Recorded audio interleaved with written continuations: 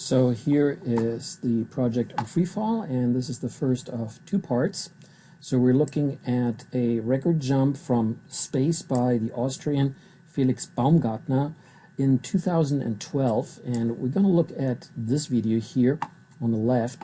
The video on the right is actually describing the whole thing and so on, and there is a pretty cool thing about it. Here's his Wikipedia site. Setting the world record, and he took it away from this person here, Joseph Kittinger, and this is the cool part. Baumgartner was in free fall for this long and so on, for minutes and so on. Records set during mentor Joseph Kittinger's jump in 1960. Kittinger was also his radio contact during the jump, so you will see this guy here, this officer of the United States Air Force who passed away a couple of years ago. Lived a long life, right? So you could see him actually in here. He's actually in the control room. I think that's pretty cool. And of course, who else to ask but the person who already did it before him, even though it was 50 years prior. Okay, so in order to analyze these data, you have to do two things. You have to start this video, respectively. The numbers are so small on this one here. I'm just gonna get it to a screen by itself, and I guess we do get drinking coffee every day didn't work for me. The commercial, so there we go. All right, skip. Okay, within the first 20 seconds, that's where you have to take a reading, because that's when he's really in free fall. By the way, not now, because the time is on top of white. So any time now, I'm going to pause it, for example, here, that's fine. 8.275 seconds. He is at an altitude of 38,629 meters, or 126,000 feet. We're going to use the metric measurements, and he has an airspeed of 290 kilometers per hour. So these are numbers I'm going to copy down, but I also need the evaluation sheet. So I'm going to go back here. I'm going to open this one. This is the Google Doc, and there it is. I'm going to put my numbers here in just a moment.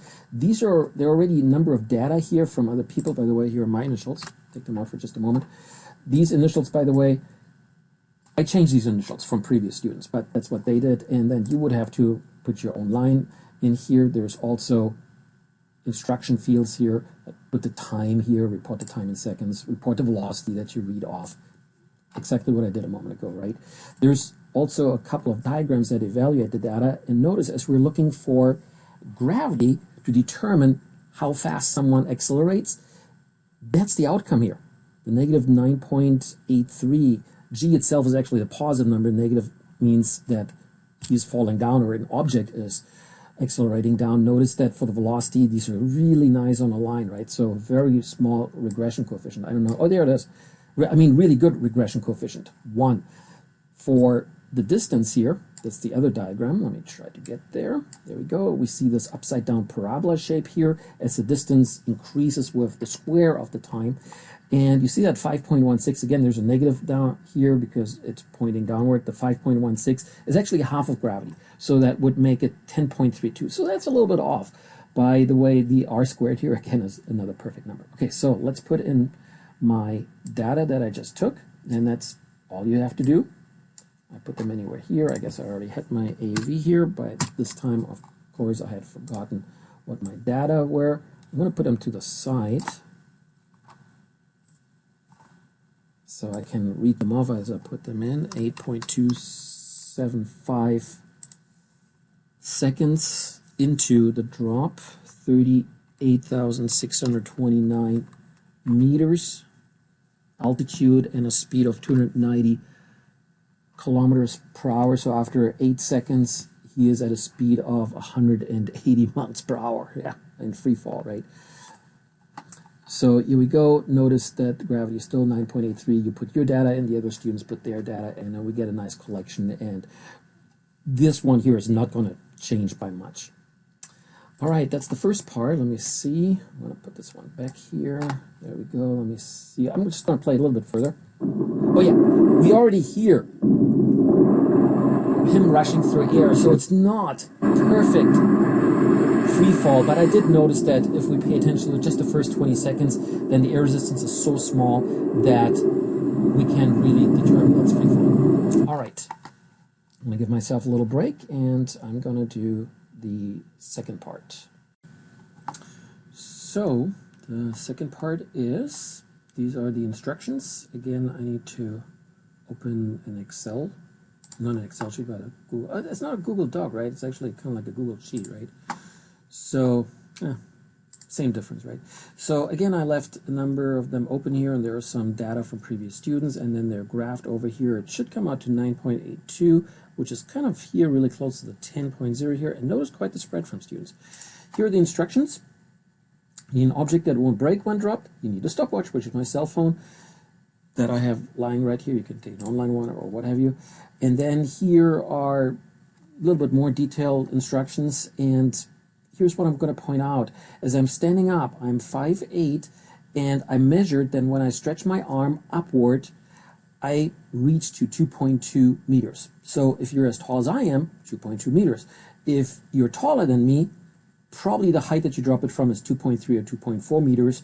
You can measure that, or you can just use my numbers here. If you're shorter than me, then you're 2.1 or 2.0 meters. So I'm going to use the 2.2 meters as I drop something. And again, I'm pausing here in order to then turn the camera on. All right, so here I am. I'm going to stand up. Here is the object that I'm going to drop. I'm calling him the painter smurf. And I'm going to stretch my arm out. And of course, I'm not going to fit entirely on the screen here. Then I'm going to use my left arm to start my stopwatch and stop it. And so here we go. And I couldn't stop it with my fingers, so I have to do it again. Second time my finger missed the stop button, so I'll try it again. And here we go.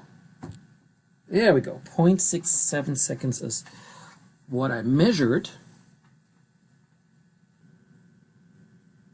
All right, and then I'm going to go over here, put my initials here somewhere, and that was the painter smurf.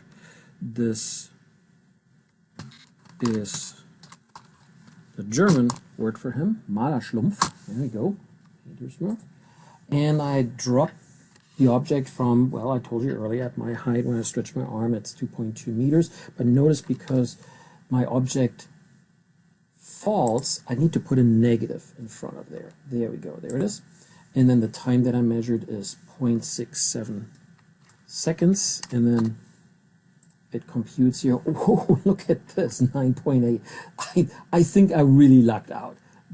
This is, I mean, look at the spread of all the other people here, and I cannot be that accurate. I cannot be that good. So I think I just statistically lucked out on this one. Yeah, and that's all you have to do. Make sure that you use an object that cannot break, okay? And that's it.